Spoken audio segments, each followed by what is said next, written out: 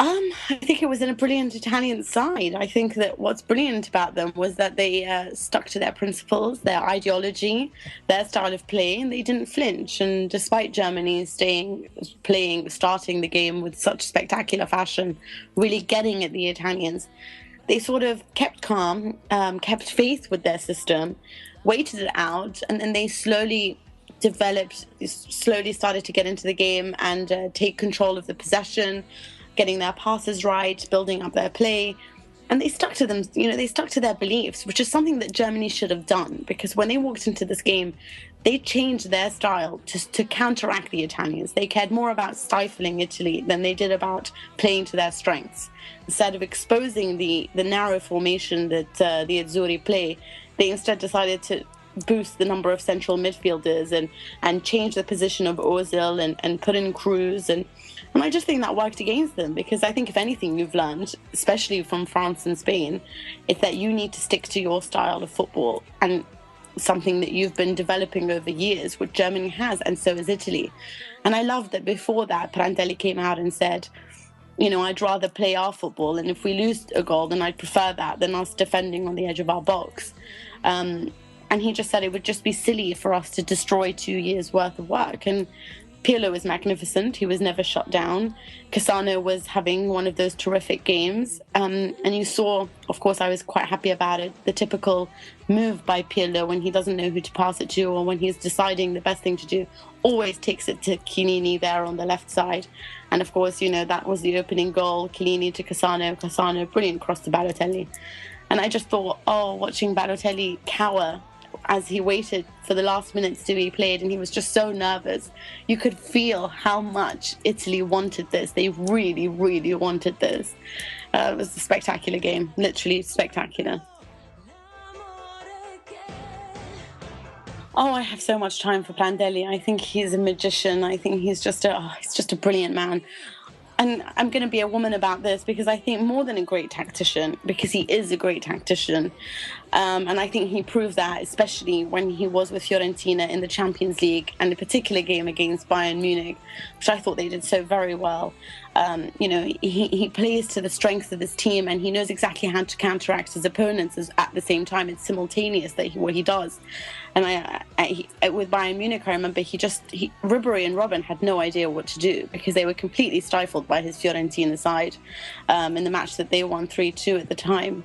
And now I think with Italy, he's brought the best out of his players. He knows exactly what they need in order for them to succeed. He knows that Daniele De Rossi and Marchisio need to run consistently and obsessively so that you have Pirlo playing at his best. He knows that putting a rotating diamond midfield would bring the best out of Montolivo, who requires like-minded players around him, as well as help out Pirlo with his assists, and Cassano up top adding even more creativity. He's great because he consults the players as well about what they like to do, what they want to do, what they feel is the right path for them to take. Sort of before the Spanish game, he asked them, do you feel comfortable playing with a 3-5-2? Do you think that's the right thing for us to do? And they came to that conclusion together. He's just not your typical Italian coach who dictates things and has his followers listen to him. He's very open to what his players have to say. He likes listening to ideas. He's just a very modern coach in that sense. And what he's done with Balotelli is perhaps very telling, because despite him getting a yellow card after his celebration, he never looked like he was going to get another one. He's just been very mature in his dealings with the Italian shirt, especially after Bonucci covered his mouth in that match against Ireland. But Prandelli, as a woman, when I'm going back to that point, why I love him so much is because he really is just such a great guy. Everything he says, his speeches before his press conferences, in which he talks of the fact that he never focuses on the negative. He'll complain. He'll say we had 2 days less rest than Germany, but it's never going to deter him. He'll never dwell upon it. He's happy to sort of see the good things in life. He'll happily trek, for religious reasons. He walks onto the pitch and he looks up and he whispers a few things, and he's just a different type of man, a kind of man that you have to look up to, and a man who's just solely on his tactical astuteness has taken Italy to the final. And this isn't a bunch of players that have stars the way that 2006 did with Fabio Cannavaro, Alessandro Del Piero, Francesco Totti, etc., etc. This is a side who, let's say, barring Buffon and Andrea Pirlo and perhaps Daniele De Rossi, it's not the most talented of squads. It's just a brilliant unit. And I think it takes a great man to do that. It's very hard to say this because the thing is with this Italy is it's influenced by Spanish football for sure, because they are a team that like to keep possession and they're very good at it and their passing accuracy is tremendous. But it's a more direct style of football. They are more direct than the Spanish. There is a little bit of pace in there. They do like to counter-attack. And I quite like that about the Italian game. For me, it's more interesting to watch.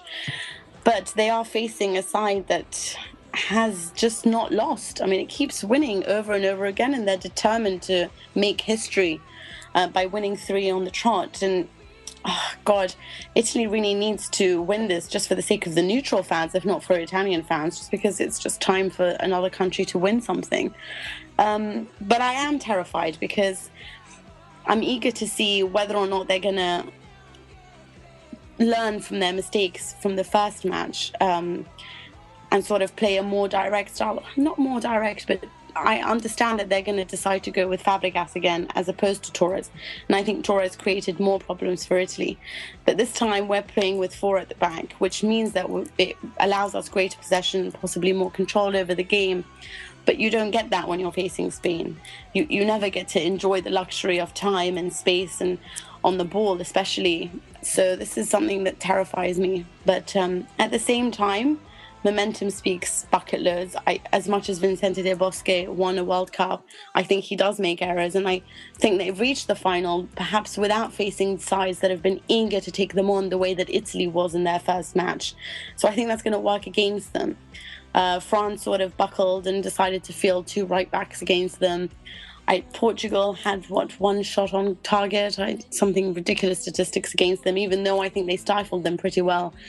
Whereas Italy faced sides that were, let's say, more eager to get something out of the game. So they've had to battle. They've really had to battle to reach the end. And I think that could work towards victory, help them towards the end. But it's a tough game. But let's just hope that they keep their record and history repeats itself and Spain don't manage to beat Italy again through open play.